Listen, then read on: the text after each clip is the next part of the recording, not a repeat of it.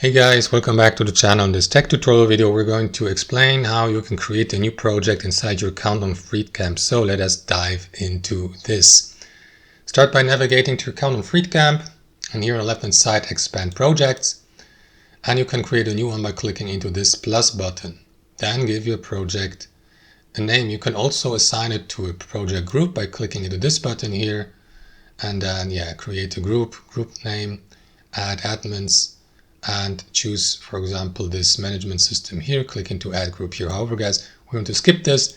Give your project a name, project, I don't know, 01 or something like that. Assign a project color.